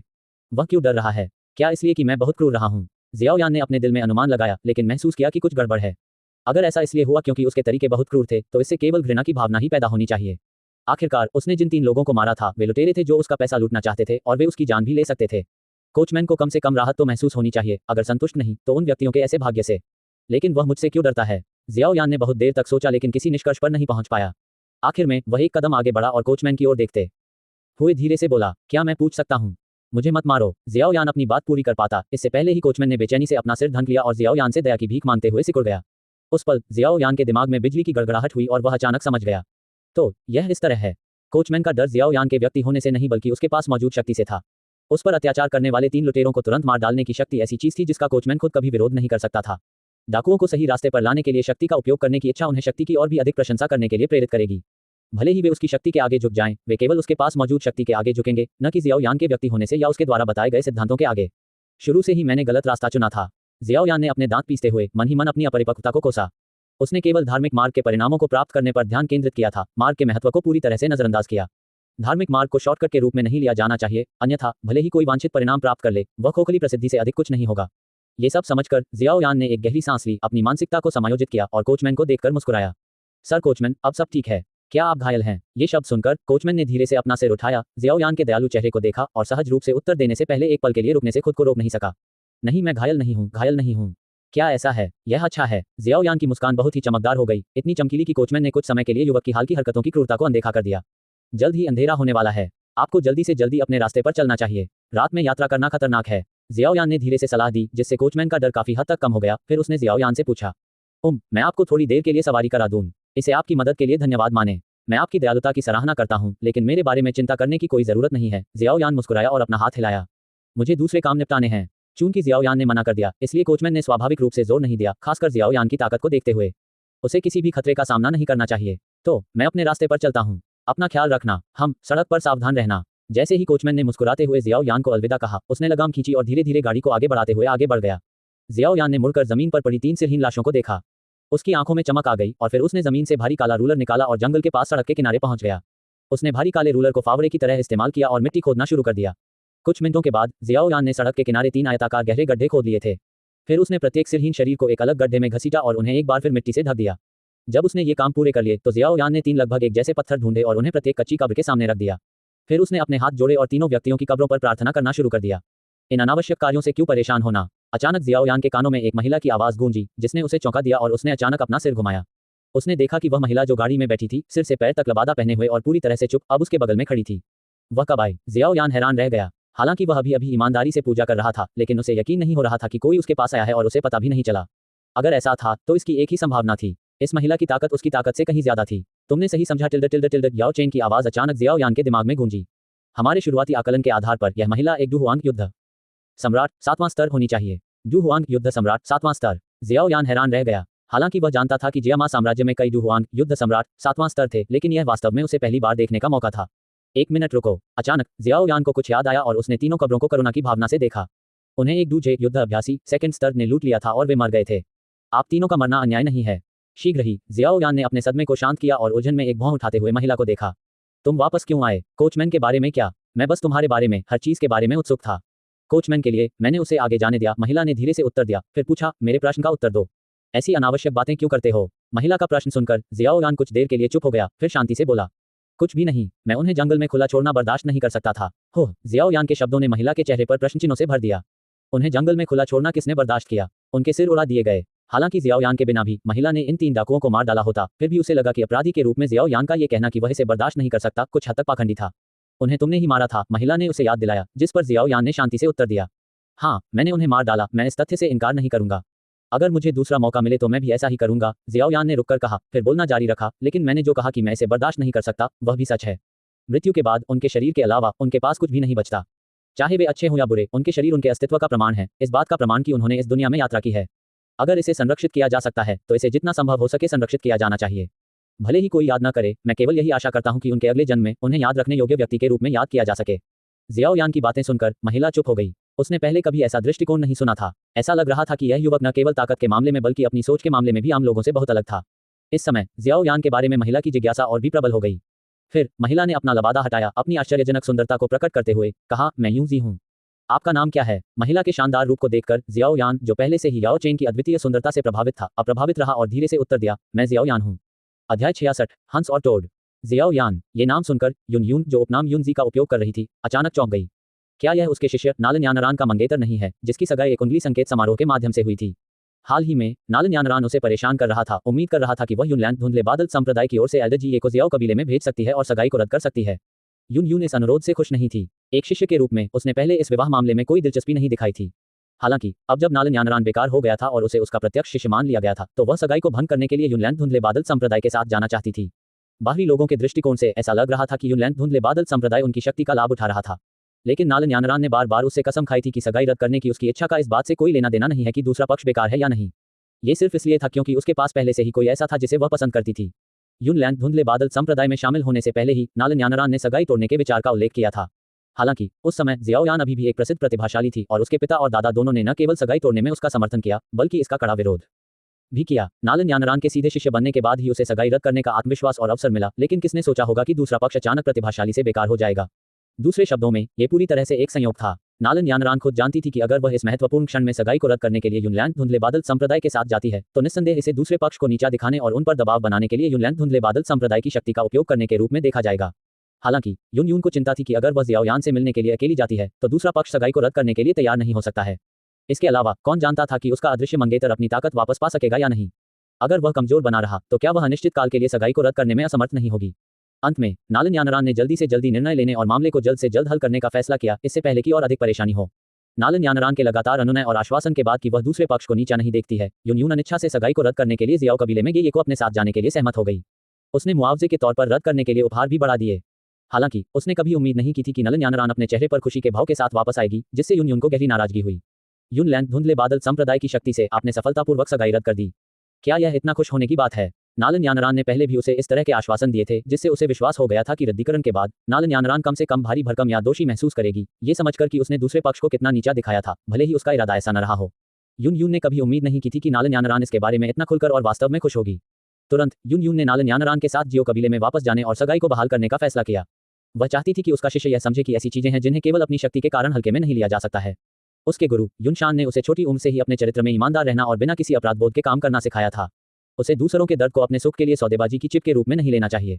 जैसे ही युन यून कार्रवाई करने की तैयारी कर रही थी, नालन यानरान उत्साह से उसके पास दौड़ी, युन यून की नाखुश अभिव्यक्ति से पूरी तरह बेखबर, और बोली, गुरु, मैंने उसे पा लिया है। हम। युन यून ने पलकें झपकाईं। नालन यानरान जो कह रही थी उससे थोड़ा भ्रमित होकर और सहज रूप से पूछा, तुमने किसे पाया? ये वह लड़का है जिससे मैं पहले मिली थी। मैंने आखिरकार उसे पा लिया। वह मेरा मंगेतर है, जियो यान। ओह। युन यून थोड़ी देर के लिए स्तब्ध रह गई। कुछ पल सोचने के बाद उसने अपने बगल में गेये को देखा और पूछा, सगाई के बारे में क्या? क्या इसे रद्द कर दिया गया था? इसे कैसे रद्द किया जा सकता है? युवा संप्रदाय की मालकिन ने जैसे ही जियो यान को देखा, तुरंत जियो कबीले में तत्काल शादी की मांग की। हम मुश्किल से समझ पा रहे थे कि स्थिति को कैसे संभालना है।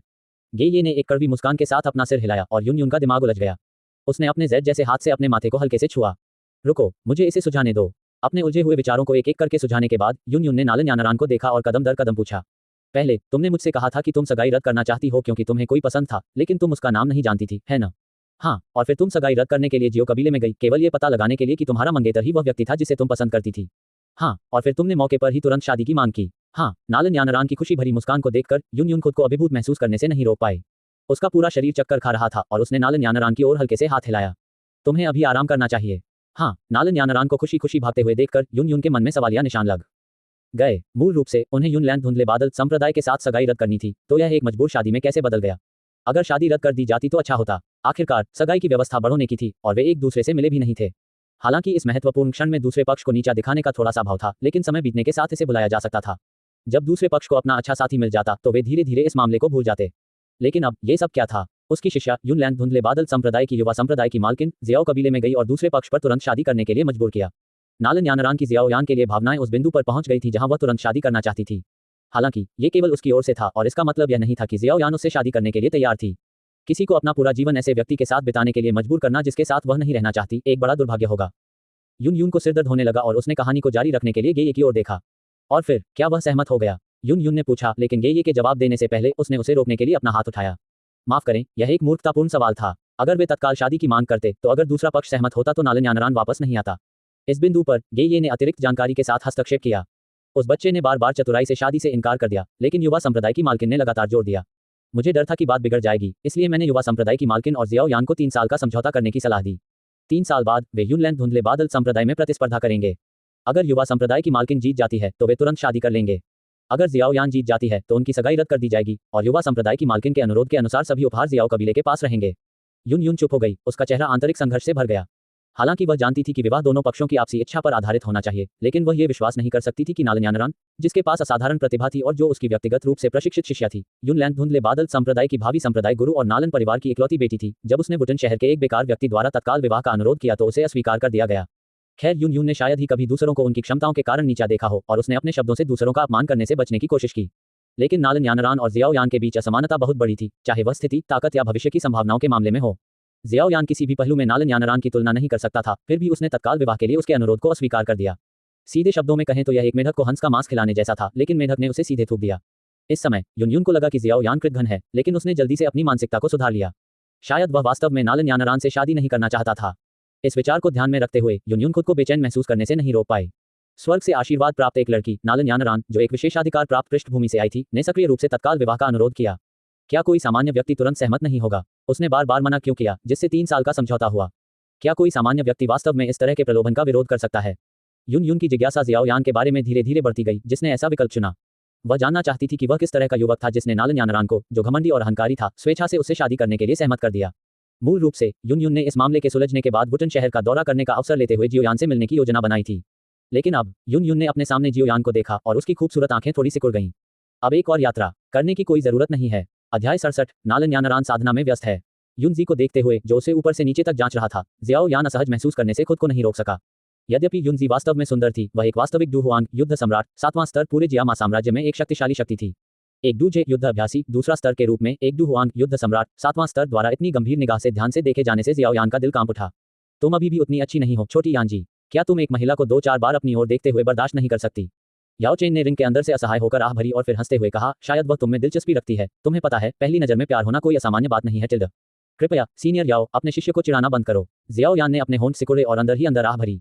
NO12BigJan.com। वह सुंदर थी, खुद को शालीनता से पेश करती थी और उसके व्यवहार के आधार पर कोई यह अनुमान लगा सकता था कि उसके पास महत्वपूर्ण समर्थन था। इसके अलावा वह खुद एक डू हुआंग युद्ध सम्राट 7वां स्तर थी। वह उसके जैसे निम्न स्तर के डूजे युद्ध अभ्यासी सेकंड स्तर में क्यों दिलचस्पी लेगी, जिसके पास देने के लिए कुछ भी नहीं था? पहली नजर में प्यार। जियाओ यान को इस पर विश्वास नहीं था। जियाओ यान की समझ में पहली नजर में प्यार के सभी मामले नहीं बल्कि ज्यादातर मामले सिर्फ दूसरे व्यक्ति की शक्ल सूरत के प्रति मोह के होते हैं। जियाओ यान के लिए इसे सच्ची पसंद नहीं माना जा सकता। फिर भी डू हुआंग युद्ध सम्राट 7वीं लेवल के साथ रहना जियाओ यान को असहज बनाता था, खासकर तब जब वह उसमें बेवजह दिलचस्पी दिखाती थी। जितनी जल्दी हो सके अलग हो जाना बेहतर होगा। जियाओ यान ने कभी नहीं माना कि किसी का उसमें दिलचस्पी लेना अच्छी बात है, तब तो बिल्कुल नहीं जब उस व्यक्ति की ताकत उसकी खुद की ताकत से कहीं ज्यादा हो। अगर कुछ भी हो जाए तो जियाओ यान विरोध नहीं कर पाएगा। उसे दुर्भावनापूर्ण इरादे नहीं रखने चाहिए, लेकिन उसे कभी भी सतर्कता के बिना नहीं रहना चाहिए। जियाओ यान ने खुद को अंदर से डांटा, अपनी पीठ पर भारी जुबान शासक को वापस लिया और फिर युनजी को प्रणाम किया। बहन युनजी, जियाओ यान को आगे बढ़ना जारी रखना चाहिए। मैं विदा लेता हूँ। युन जेड के जवाब का इंतजार किए बिना जियाओ यान उसके पास से गुजरा और जाने के लिए तैयार हो गया। हालांकि एक नाजुक जेड हाथ अप्रत्याशित रूप से उसके कंधे पर आ गिरा, जिससे जियाओ यान थोड़ा हैरान हो गया। उसने अपना सिर घुमाकर युनजी की ओर देखा। बहन युनजी, क्या आपको कुछ और चाहिए? जियाओ यान की पूछताछ ने युनजी को क्षण भर के लिए स्तब्ध कर दिया।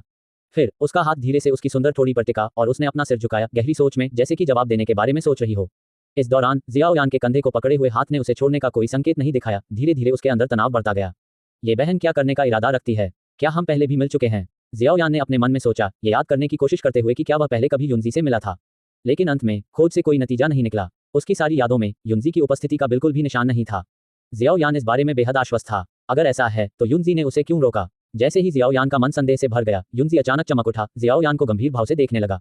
दरअसल मुझे तुमसे पहली नजर में प्यार हो गया है। प्रश्नवाचक चिन्ह प्रश्नवाचक चिन्ह प्रश्नवाचक चिन्ह प्रश्नवाचक चिन्ह प्रश्नवाचक चिन्ह। उस पल जियाओ यान का दिमाग जम गया। उसे मुझसे पहली नजर में प्यार हो गया। बहन, क्या तुम कृपया अगली बार जब तुम झूठ बोलोगी तो थोड़ी और प्रामाणिकता दिखाओगी? अपनी स्पष्ट आंखों और गंभीर भाव भंगिमाओं के साथ आप किसी ऐसे व्यक्ति की तरह कैसे दिख सकते हैं जिसे पहली नजर में ही प्यार हो गया हो? और मैं सिर्फ एक निम्न स्तरीय डूजे युद्ध अभ्यासी दूसरा स्तर हूं, जबकि आप एक शक्तिशाली डू हुआंग युद्ध सम्राट 7वां स्तर हैं। आप मुझ में क्यों रुचि रखते हैं? क्या आप इससे ज्यादा उचित कारण नहीं बता सकते? जबकि जियाओ यान के मन में सवालिया निशान थे। रिंग के अंदर याओ चेन ने शरारती मुस्कान के साथ चिढ़ाया। छोटी यानजी, क्या तुमने सुना? हम सही थे, इस लड़की को पहली नजर में ही तुमसे प्यार हो गया है टिल्ड।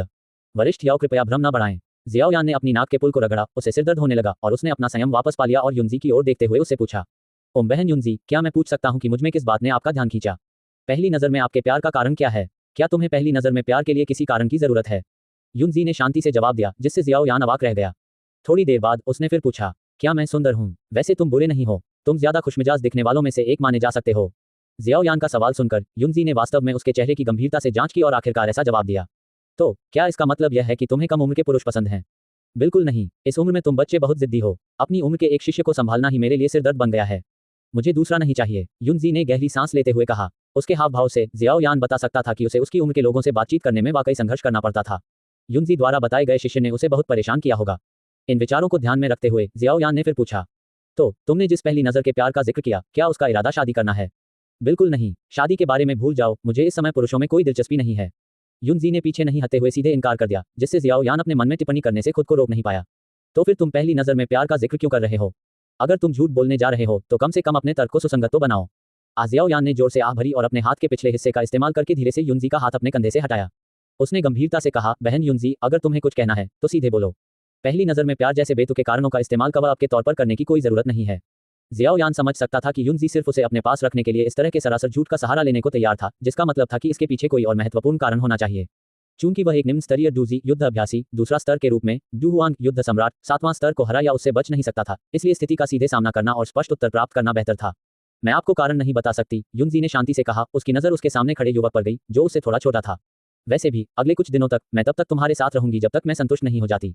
जियाओ यान अवाक रह गया। क्या वह मना कर सकता था? अगर उसने मना भी किया तो वह संभवतः क्या कर सकता था? एक डू हुआंग युद्ध सम्राट सातवां स्तर ने स्पष्ट रूप से उसके साथ रहने का इरादा व्यक्त किया था। एक निम्न स्तर के डूजे युद्ध अभ्यासी सेकंड स्तर के रूप में क्या उसे मना करने का अधिकार था? क्या ये बढ़िया नहीं है? एक डू हुआंग युद्ध सम्राट सातवां स्तर को एक निःशुल्क निजी अंगरक्षक के रूप में रखना। तुम्हें इस पर खुश होना चाहिए बच्चे। कौन जानता है, एक दूसरे को जानने के कुछ दिनों बाद वह वास्तव में तुम्हारे लिए गिर सकती है। छोटी डूजे युद्ध अभ्यासी सेकंड स्तर टिल्ड टिल्ड टिल्ड। रिंग से याओ चेन के बेपरवाह शब्दों को सुनकर जियाओ यान को और भी अधिक सिरदर्द महसूस हुआ। लेकिन जियाओ यान अभी भी थोड़ा संघर्ष करना चाहता था। मुझे गाड़ी चलाना नहीं आता, इससे कोई फर्क नहीं पड़ता। मुझे भी टहलने का मन कर रहा है। हमारे गंतव्य अलग हो सकते हैं, इससे कोई फर्क नहीं पड़ता। मेरे पास इस बार बहुत समय है, अगर इसमें 1 या 2 महीने भी लगे तो भी ठीक है। हो सकता है कि मेरा अनुसरण करना उबाऊ हो। ठीक है, मुझे बोरियत से डर नहीं लगता। जियाओ यान पूरी तरह से अवाक था। ऐसा लग रहा था कि यह बहन पूरे दिल से उसका अनुसरण करने के लिए दृढ़ थी। रुको, ये जिद्दी व्यक्तित्व मैंने इसे पहले कहाँ देखा है? जियाओ यान ने अपने मन में अपरिचित परिचित भावना पर विचार करते हुए अपनी भौं से कोड़ी। इस बीच दूरी में युनलैंड धुंधले बादल संप्रदाय के अंदर अचू नालन यानरान, जिसने अभी अभी अपनी साधना रोकी थी, अचानक छींकने लगी और उलझन में अपनी छोटी नाक रगड़ने लगी। यह अजीब है, मैं बीमार नहीं हूँ, है न? नालन यानरान ने गेये की ओर मुड़कर पूछा, जो उसके बगल में थी, और पूछा, एल्डर गेये, क्या मेरे गुरु अभी तक वापस नहीं आए हैं? हाँ, संप्रदाय के गुरु ने कहा कि वह इस बार लंबे समय तक दूर रह सकती है और उसे वापस आने में 1 महीने से अधिक समय लग सकता है। मैं देखता हूँ। नालन यानरान ने हल्के से सिर हिलाया, थोड़ा आराम किया, अपनी बाहें फैलाईं और अपनी साधना फिर से शुरू कर दी। उसकी आंखें भविष्य के लिए एक उज्ज्वल उत्साह और प्रत्याशा से भरी थीं। अपनी मुट्ठी बंद करते हुए उसका दिल दृढ़ संकल्प से भर गया। जियो यान, मेरा इंतजार करो। 3 साल बाद नालन यानरान निश्चित रूप से तुमसे शादी करेगी। अध्याय 68। यादें फिर से बनाई गईं। शाम ढल चुकी थी और रात हो चुकी थी। सड़क के किनारे एक अलाव जल रहा था, जिसके दोनों ओर एक युवक और एक युवती बैठे थे। वे कोई और नहीं बल्कि जियाओ यान और युन युन थे, जो उपनाम युनजी का इस्तेमाल कर रहे थे। इस डू हुआंग युद्ध सम्राट सातवां स्तर बहन का सामना करते हुए जियाओ यान एक छोटे डूजे युद्ध अभ्यासी सेकंड स्तर के रूप में उसे दूर नहीं कर सका, लेकिन उसे भगाने की हिम्मत भी नहीं जुटा पाया। उसके पास युन जेड के साथ यात्रा पर निकलने के अलावा कोई विकल्प नहीं था। जियाओ यान ने अलाव से भुना हुआ मांस लिया और उसे युनजी को सौंपने से पहले उस पर कुछ मसाले छिड़के। युनजी, ये लो, सावधान रहो, ये गर्म है। हालांकि उसने उसका पीछा करने पर जोर दिया, लेकिन जियाओ यान एक असभ्य व्यक्ति नहीं था और युजी द्वारा देखे जाने पर खाना नहीं खाएगा। NO12BigJan.com। बेशक उनके व्यक्तित्व को अलग रखते हुए जियाओ यान किसी ऐसे व्यक्ति की नाराजगी को भड़काने की किसी भी संभावना से बचना चाहता था, जो उसे डू हुआंग युद्ध सम्राट 7वें स्तर के रूप में अपने हाथ की एक लहर से आसानी से दूर कर सकता था। इस तरह की आकस्मिक कार्रवाई उसके जैसे छोटे डूजी युद्ध अभ्यासी सेकंड स्तर के लिए असहनीय होगी। धन्यवाद। युजी ने शांति से उसका धन्यवाद किया और अपने जेड जैसे हाथ से बुना हुआ मांस लिया। उसने अपना छोटा सा मुंह खोला और एक टुकड़ा फाड़ा, धीरे धीरे उसे चबाया। युजी की सुरुचिपूर्ण खाने की शैली की तुलना में जियाओ यान थोड़ा असभ्य लग रहा था। उसने युजी को देखते हुए बुना हुआ मांस चबाया। उसका दिमाग विचारों से भरा हुआ था। वह वाकई बहुत खूबसूरत है। अगर मैं याओ चेन की शानदार खूबसूरती का आदी नहीं होता तो जियाओ यान निश्चित रूप से युन जेड के रूप से मोहित हो जाता। लेकिन अब याओ चेन के आकर्षण का अनुभव करने के बाद जियाओ यान का दिल आम लोगों की नज़र में ऐसी बेमिसाल खूबसूरती का सामना करने पर ज्यादा नहीं हिलता। शायद याओ चेन के सामने दुनिया की सभी महिलाओं की शक्ल फीकी पड़ जाती। इन विचारों को ध्यान में रखते हुए जियाओ यान ने युनजी की पहचान पर विचार करना शुरू कर दिया। वास्तव में युनजी को एक बड़े संप्रदाय से आना चाहिए था। जंगल में इतने शानदार ढंग से भुना हुआ मांस खाना इस बात का संकेत था। हालांकि जहां तक जियाओयान को पता था, जियामा साम्राज्य में युनजी नाम का कोई डुहुआंग युद्ध सम्राट 7वां स्तर पावर हाउस नहीं होना चाहिए। युन यून नाम का कोई व्यक्ति था जो युनलैंड संप्रदाय का वर्तमान संप्रदाय गुरु और नालन यानरान का शिक्षक था। हालांकि जियाओयान कभी युन यून से नहीं मिला था, उसके अनुमान के अनुसार युन यून जैसे डुहुआंग युद्ध सम्राट 7वां स्तर पावर हाउस के पास अपने जैसे डूजे युद्ध अभ्यासी सेकंड स्तर का सामना करते समय उपनाम का उपयोग करने का कोई कारण नहीं होगा। इसके अलावा वह आधिकारिक तौर पर नालन यानरान से जुड़ा हुआ था, इसलिए उसके पास अपनी पहचान छिपाने का कोई कारण नहीं था। इसलिए जियाओयान ने अनुमान लगाया कि युनजी जियामा साम्राज्य में एक छिपे हुए संप्रदाय की शिष्या होनी चाहिए और वह जियामा साम्राज्य से भी नहीं हो सकती है। अगर आप पूछें कि क्यों, जियाओयान अलाव के पास मांस के कई जले हुए और पत्थर जैसे सख्त टुकड़ों को देखने से खुद को रोक नहीं पाया, उसकी आंखें बेबसी से भर गईं। ये सब युनजी की रचनाएं थीं। जब जियाओयान ने पहले से तैयार मांस के कटार को रिंग से बाहर निकाला तो युनजी ने उत्सुकता से इसे आजमाने के लिए स्वेच्छा से आगे आई। नतीजतन उसने ये बेस्वाद चीजें बनाई जिन्हें चबाया नहीं जा सकता था और युनजी ने खुद इसके लिए दोषी महसूस किया। वास्तव में युनजी युन यून नहीं हो सकती। जियाओयान को इस बात का यकीन था। युन यून युनलैंड संप्रदाय की संप्रदाय गुरु थी और उसने कई यात्राएं और रोमांच किए होंगे। वह मांस भूनना कैसे नहीं जानती थी। ये स्पष्ट था कि युनजी एक शिष्य थी जो हमेशा एक छिपे हुए संप्रदाय में अभ्यास कर रही थी और उसे हाल ही में प्रशिक्षण के लिए बाहर जाने की अनुमति दी गई थी। इन विचारों को ध्यान में रखते हुए जियाओयान यूजेड के प्रति अपनी नजर में दया का भाव महसूस करने से खुद को रोक नहीं सका। एक डुहुआंग युद्ध सम्राट 7वें स्तर की ताकत होने के बावजूद बाहरी दुनिया से पूरी तरह अनजान होने के कारण उसका पिछला जीवन साधना के अलावा कुछ भी नहीं रहा होगा। ये काफी नीरस और दयनीय रहा होगा। भुना हुआ मांस खा रही युनजी ने जियाओयान की नजर को देखा और उलझन में अपनी भौहें उठाईं। जाहिर है युनजी को वह नजर समझ में नहीं आई, इसे सहानुभूति कहा जाता था। फिर युनजी ने भुने हुए मांस के टुकड़ों को देखा जो वास्तव में कोयले थे और उसकी आंखों में शर्मिंदगी की झलक दिखाई दी। अपनी हैसियत और ताकत के कारण जब वह बाहर जाती थी तो उसका ख्याल रखा जाता था, खाने पीने की कभी चिंता नहीं होती थी। कम से कम वह खाने के लिए एक छोटे शहर में एक रेस्तरां तो ढूंढ ही लेती थी। लेकिन अब जियाओयान के साथ अकेले यात्रा करते हुए उसने निस्संदेह यह उजागर कर दिया था कि उसके आत्मनिर्भरता कौशल में कितनी कमी थी। वह मांस को ठीक से भून भी नहीं सकती थी और वह 16 साल के लड़के से भी कमतर थी। ये वाकई शर्मनाक है। युनजी ने मन ही मन सोचा और भुने हुए मांस पर अपनी निराशा व्यक्त करने से खुद को नहीं रोक पाई। उसका खाने का तरीका कम सुरुचिपूर्ण हो गया और उसने एक बड़ा टुकड़ा तोड़ा और उसे जोर से चबाया। ये दृश्य देखकर जियाओयान को अपनी अटकलों पर और भी यकीन हो गया। मन और आत्मा को विकसित करने के लिए उस तरह के छिपे हुए प्रमुख संप्रदाय ज्यादातर नाजुक और परिष्कृत भोजन खाते थे। वे अपने शिष्यों को सड़क किनारे भुना हुआ मांस कैसे खिला सकते थे। इस बात को ध्यान में रखते हुए जियाओयान की यूजेड के प्रति सहानुभूति गहरी हो गई और वह धर्म के मार्ग के प्रति और भी आश्वस्त हो गया। वास्तव में इस दुनिया में योग्यतम का अस्तित्व नहीं होना चाहिए। इस अवधारणा से सताए गए लोग न केवल कमजोर थे बल्कि कुछ मजबूत भी थे, जिन्हें योग्यतम के अस्तित्व के कारण शक्तिशाली बनने के लिए मजबूर किया गया था। उन्होंने अपना पूरा जीवन अपनी ताकत बढ़ाने में लगा दिया, जीवन की सुंदरता का सही अनुभव करने के लिए कोई समय नहीं छोड़ा, ये भी नहीं जानते कि वे वास्तव में क्या करना चाहते हैं। उनकी खाली दुनिया में केवल साधना, साधना और अधिक साधना थी। कितना खोखला, कितना नीरस। क्या इस तरह के जीवन का वास्तव में कोई अर्थ है? अपने मूड को धीरे धीरे डूबता हुआ महसूस करते हुए जियाओयान ने अपना सिर जोर से हिलाया। ये देखकर कि युनजी ने अपने हाथ में भुना हुआ मांस लगभग खा लिया था, उसने अलाव से एक ताजा भुना हुआ टुकड़ा उठाया और उसे एक सौम्य मुस्कान के साथ उसे सौंप दिया। युनजी, अपना समय ले लो, मेरे पास अभी भी बहुत कुछ है। युनजी, जो भुने हुए मांस के प्रति अपनी शिकायतें व्यक्त कर रही थी, उसने जियाओयान की बातें सुनी। उसने पहले उसके हाथ में भुना हुआ मांस देखा, फिर उसकी नजर जियाओयान की कोमल मुस्कान पर चली गई। आग की रोशनी में उसे अचानक एक ऐसी गर्मी महसूस हुई जो उसने लंबे समय से अनुभव नहीं की थी। यह एक ऐसी नजर थी जो किसी व्यक्ति के लिए बिना किसी छिपे हुए उद्देश्य के वास्तविक चिंता को दर्शाती थी। युनजेड के विचार अतीत में वापस जाने से नहीं बच सके। उसके सामने युवा और भोला लड़का उसके बचपन की यादों से उसके शिक्षक युनशान के युवा और अविकसित चेहरे से मेल खाता हुआ लग रहा था। जब वह अभी भी एक युवा डूजे युद्ध अभ्यासी द्वितीय स्तर थी तो उसके शिक्षक युनशान उसे दुनिया का अनुभव करने के लिए बाहर ले गए। जब उन्होंने उसे भुना हुआ मांस दिया तो उनके चेहरे पर वही कोमल मुस्कान थी और उन्होंने उसे दे दिया। यह उसके जीवन का अब तक का सबसे सुखद क्षण होना चाहिए। यह इतना खुश था कि युवा वह यह मानने से खुद को रोक नहीं पाई कि वह इस दुनिया में सिर्फ उस पल के लिए पैदा हुई थी।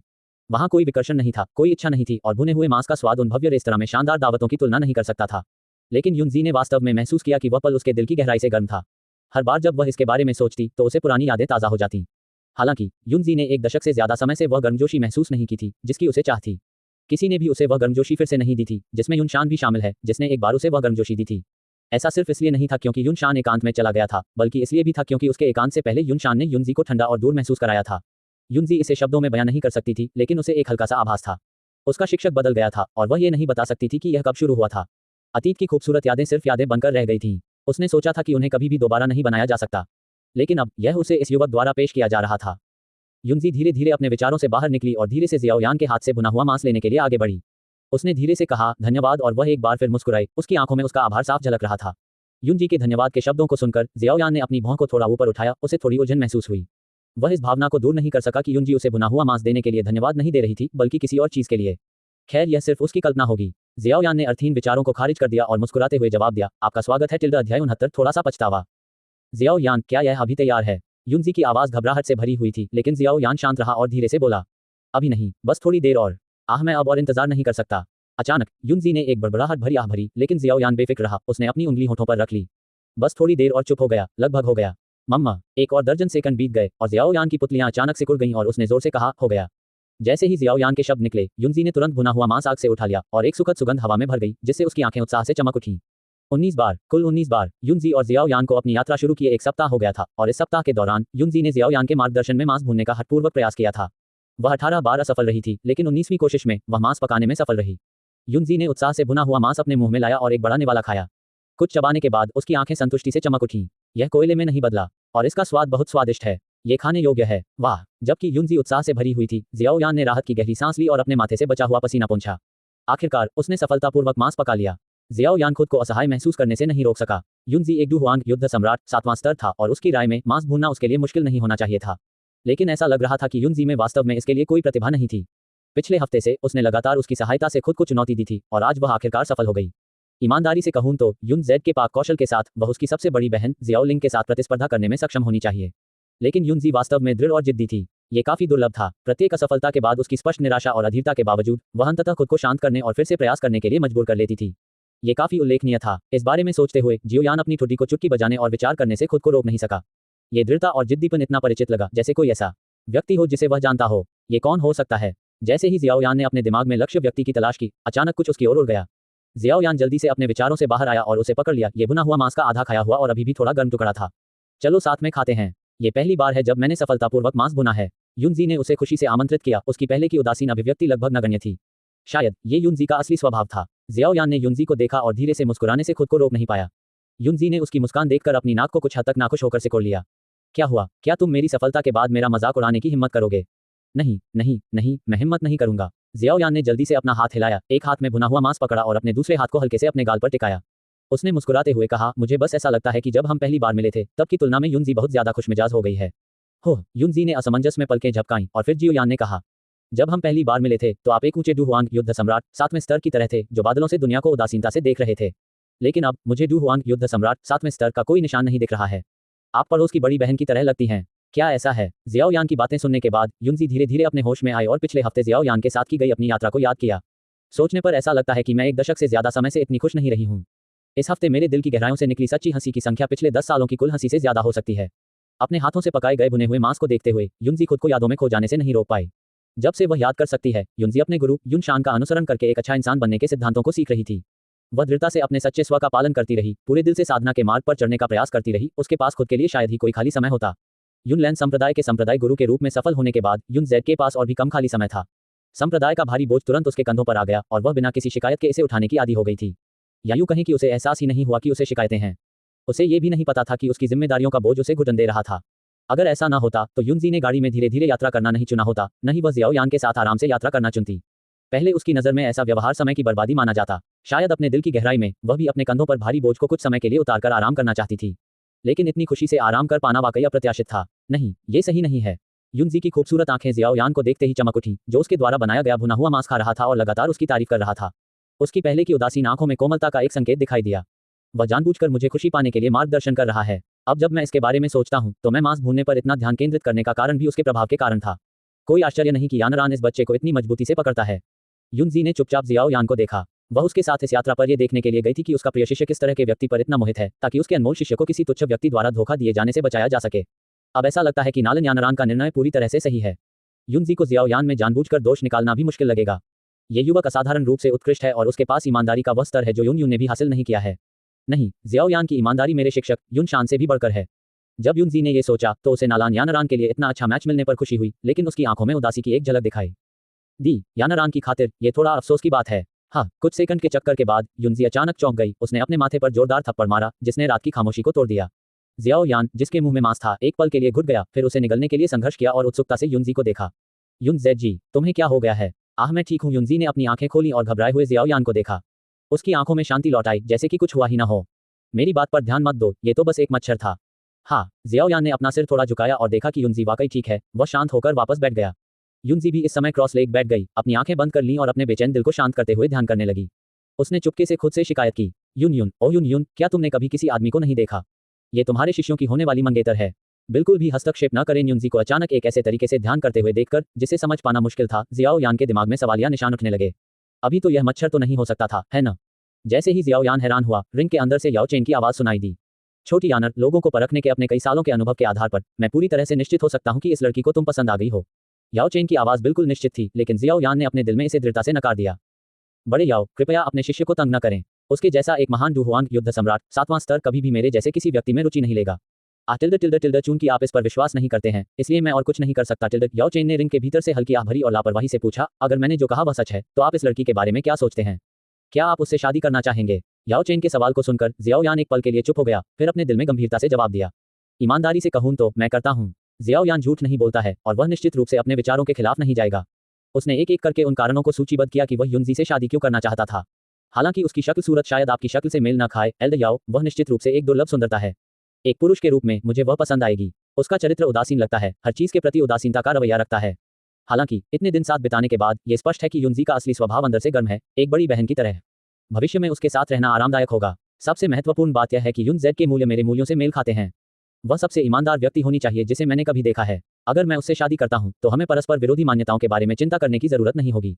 जियाओ यान ने युनजी से शादी करने की अपनी इच्छा के बारे में बताया, जिसमें उसकी शक्ल सूरत, चरित्र और मूल्यों से लेकर कई कारण शामिल थे। फिर उसने हल्के से कंधे उचका दिए। लेकिन अंत में ये सब सिर्फ मेरी इच्छाधारी सोच है। मैं उससे शादी करना चाहता हूं, लेकिन वह मुझसे शादी नहीं करना चाहती। वह एक महान डुहुआंग युद्ध सम्राट 7वां स्तर है और उसके पीछे निश्चित रूप से एक शक्तिशाली शक्ति है। मेरे लिए कल्पना करना जारी रखना घृणित और अपवित्र होगा। NO12BIN.com। और मेरे लिए अभी सबसे महत्वपूर्ण बात यह है कि मैं आपकी मदद करूं, एल्डर याओ, अपने शरीर का पुनर्निर्माण करूं और धर्मी मार्ग पर चलूं।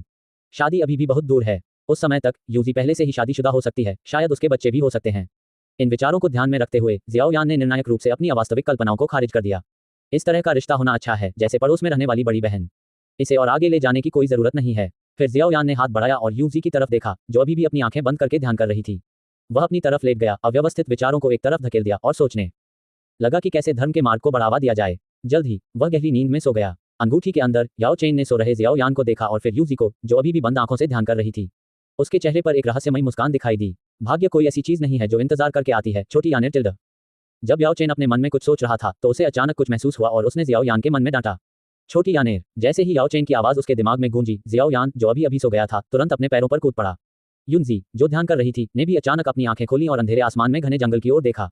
हालांकि वहां से कोई हलचल नहीं आ रही थी। जियाओ यान, युनजी धीरे से खड़ी हुई, अभी भी जंगल की गहराई को देख रही थी और उसने धीमी आवाज में जियाओ यान से पूछा, क्या तुमने हाल ही में किसी दुश्मन को नाराज किया है?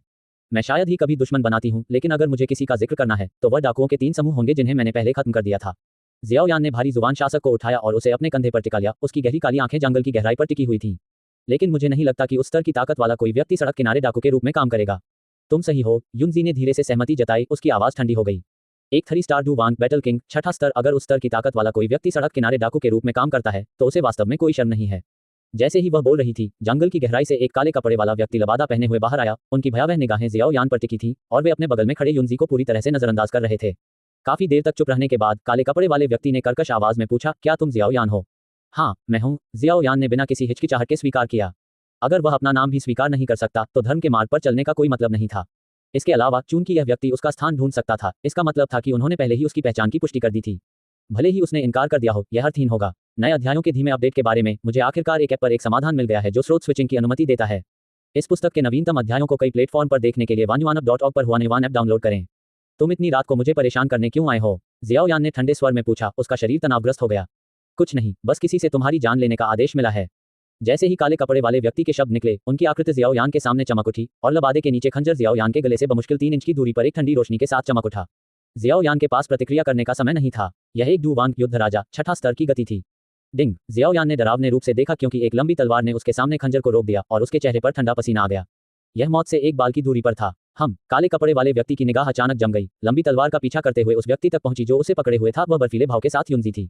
यह महिला कोई साधारण व्यक्ति नहीं थी। काले कपड़े वाला व्यक्ति बहुत हैरान हुआ और जल्दी से पीछे हट गया, सतर्कता से युनजी को घूरता रहा।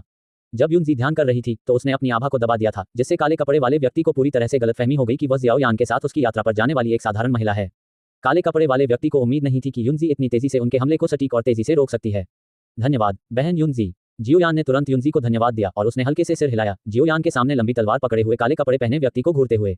उस पल जियो यान की छाती पर रिंग से एक मंद सफेद रोशनी चुपचाप दूर हो गई और रिंग के अंदर याओ चेन ने भी राहत की सांस ली। सौभाग्य से युनजी वहां था, अन्यथा उसे अपनी आत्मा की कीमत पर जियो यान के जीवन की रक्षा करनी होगी। जियोयान वर्तमान में केवल एक डूजे बैटल प्रैक्टिशनर, सेकंड लेवल था और अपनी उधार ली गई शक्ति के साथ भी वह केवल एक डूशेट battle grandmaster 4th level के मध्यवर्ती स्तर पर था। जियोयान के मजबूत शरीर के साथ भी वह कभी भी एक डुवांग बैटल किंग 6th लेवल के साथ मुकाबला नहीं कर सकता था। जीतना तो दूर, बस बच निकलने में सक्षम होना ही सफलता मानी जाएगी। शांत होने के बाद याओ चेन ने अपनी भौहें कसकर सिकोड़ लीं। जियाओयान की हत्या करने के लिए डुवांग बैटल किंग 6ठा लेवल को किसने भेजा? जियाओयान के चरित्र के अनुसार उसे किसी को इतना अपमानित नहीं करना चाहिए था कि उसे मारने के लिए डुवांग बैटल किंग 6ठा लेवल को नियुक्त किया जाए। इसके अलावा जियाओयान को इस स्तर तक नहीं पहुंचना चाहिए था कि वह इस क्षमता वाले किसी व्यक्ति से भिड़ सके। हालांकि जल्द ही याओ चेन के मन में एक अटकलें आने लगीं। नहीं, ये सही नहीं है।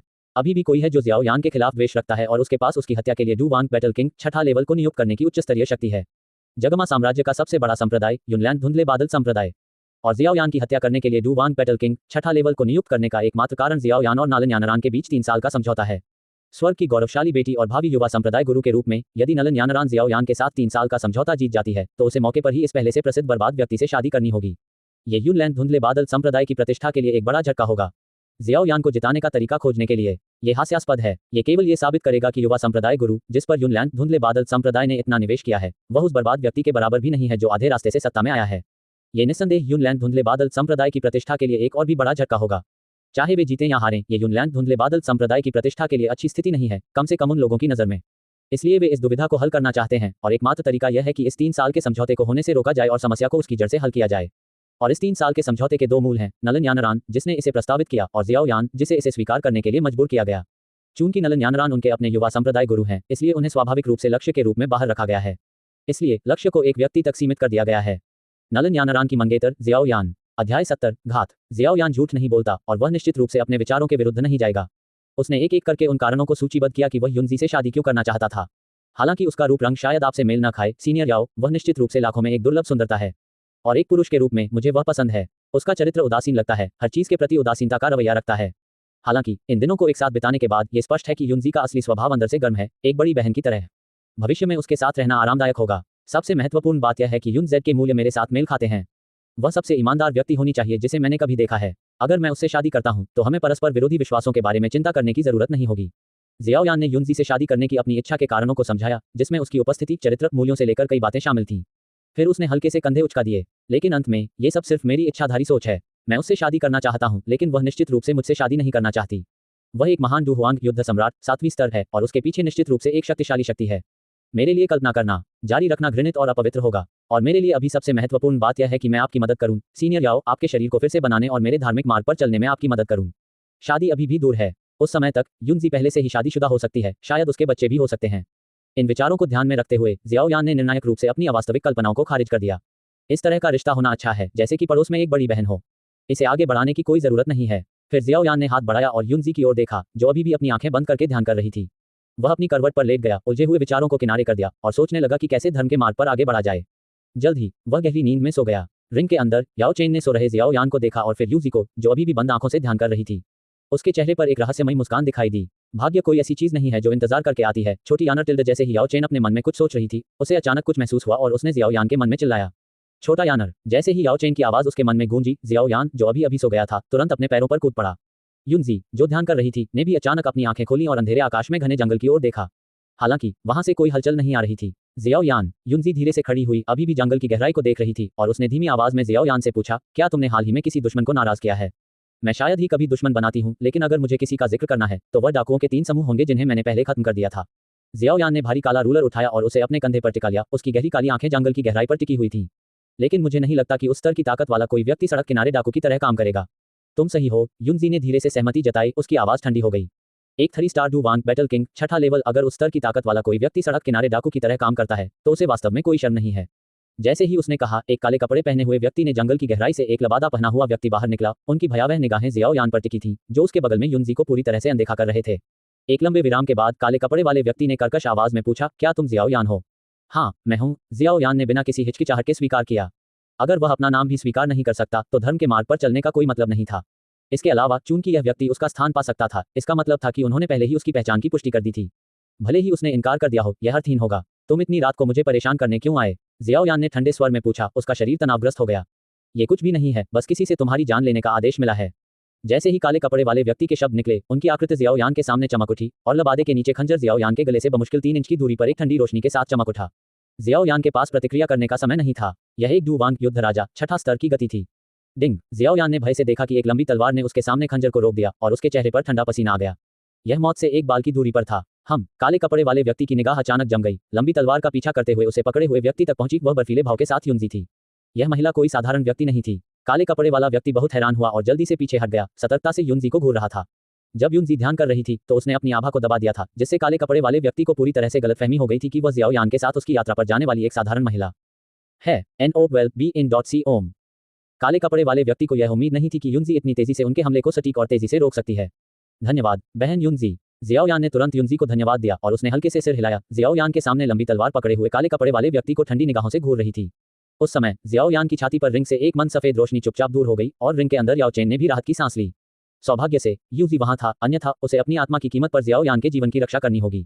जियाओ यान वर्तमान में केवल एक डूजे बैटल प्रैक्टिशनर दूसरा स्तर था और अपनी उधार ली गई शक्ति के साथ भी वह केवल एक डूशेट बैटल ग्रैंड मास्टर चौथा स्तर के मध्यवर्ती स्तर पर था।